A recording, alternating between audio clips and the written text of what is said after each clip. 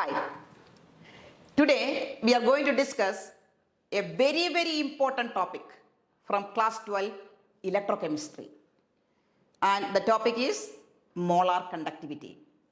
There is a repeated board question in papers, and the question goes like this: define molar conductivity, give its SI unit, and how does molar conductivity vary with concentration for strong and weak electrolyte. So we are going to see the initial part first, that is what is molar conductivity and what is its SI unit. Molar conductivity, it is lambda m. That's a symbol for molar conductivity. And you can see the letter M stands for molar. Okay, so that means there is a role played by mole in this definition. So let's see what it is. Molar conductivity of a solution means it is the conductance of an electrolytic solution kept between two electrodes of a conductivity cell at unit distance apart. Means between these two electrodes the distance is unity, like 1 meter, and the area of cross section large enough so that the volume of the solution held between these two electrodes will be sufficient to hold 1 mole of the electrolyte. That is called molar conductivity. For example, if you represent it in a figure, suppose this is your conductivity cell, roughly I am drawing it. Okay, and we have 2 electrodes in it. These 2 electrodes you will be connecting to the Wheatstone's bridge to measure its resistance and all.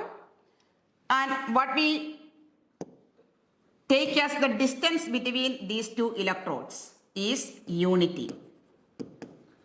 As per the definition, the distance between these 2 electrodes is say 1 meter, unity.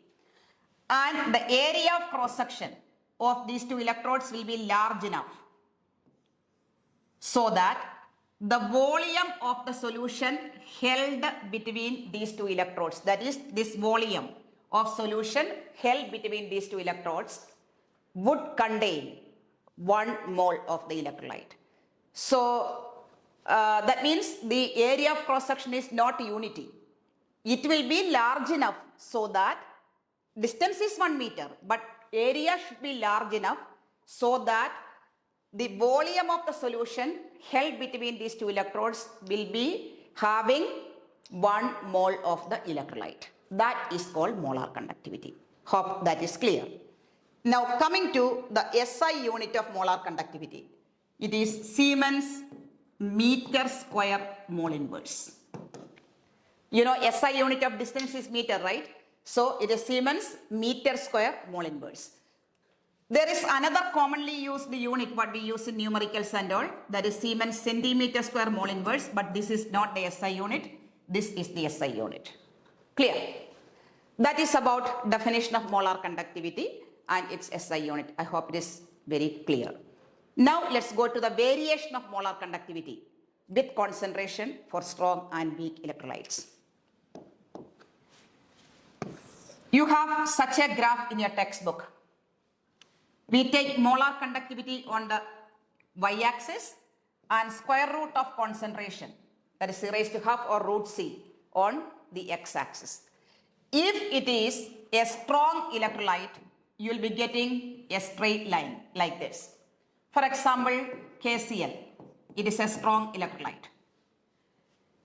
How will you explain this graph? Lambda m is inversely proportional to C. That is, molar conductivity is inversely proportional to C. If it is conductivity, it is directly proportional. But molar conductivity is inversely proportional to C. Now, when you decrease C, this is 0 concentration. So, when you decrease C, molar conductivity, when you decrease C, molar conductivity is increasing. When you decrease this one, this is increasing. It is inverse proportionality. So, on decreasing the concentration, molar conductivity is steadily increasing. And being a straight line, if you extrapolate this graph, it will cut the y-axis. It will intercept the y-axis at this particular point, and we will call it as lambda m 0.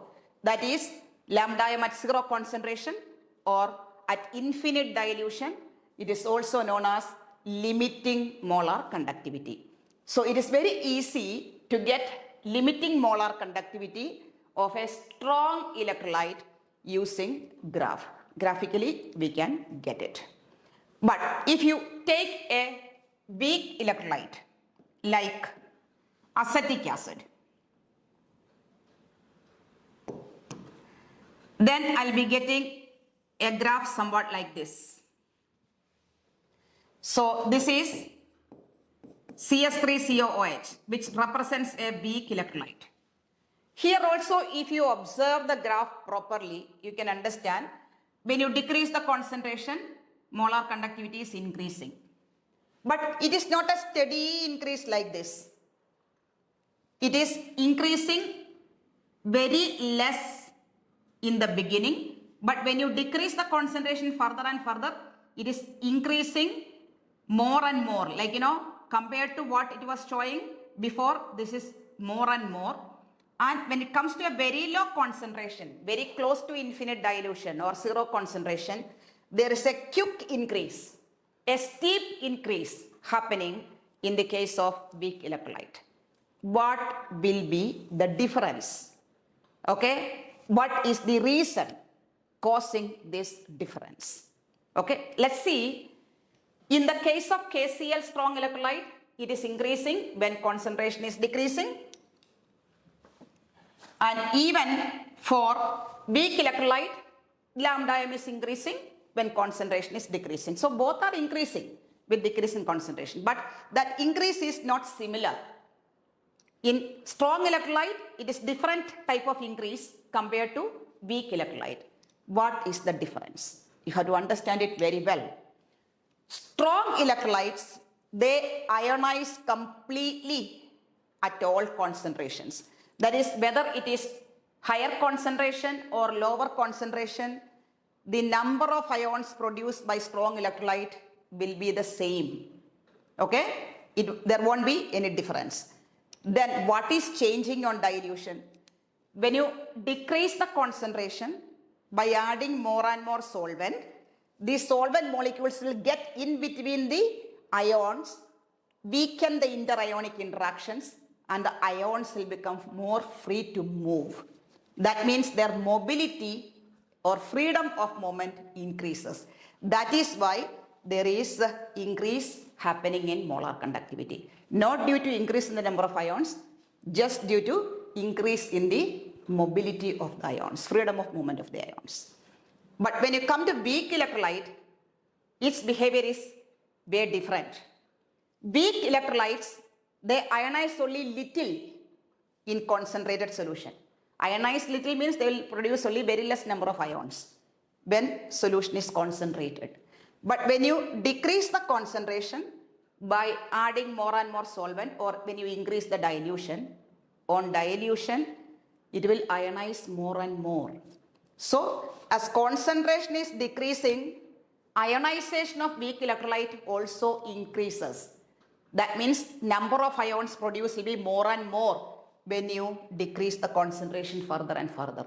And finally, when it comes to a very low concentration, there will be large ionization happening. Degree of dissociation will be more for weak electrolyte at a very low concentration, producing large number of ions. Plus the freedom of movement is also increasing. So both the factors show very high increase. That means number of ions are increasing, number of ions produced increases, and their freedom of movement also increases. So at a very low concentration, both these factors reinforce each other. That means the effects get added up. That is why there is a quick and steep increase at very low concentration. So this is the difference in behavior of strong and weak electrolyte when you compare lambda m versus C. Clear? So here there is a steady increase. For weak electrolyte, we cannot extrapolate the graph and get lambda m 0 for a weak electrolyte. Clear? So you have to practice this question and its answer very well. it will definitely help you. That's all for today in this session. Make sure to like, share and subscribe to my channel, as I always tell you. And I feel that, you people are very reluctant to comment on the sessions. Please do that as well. Okay? Bye.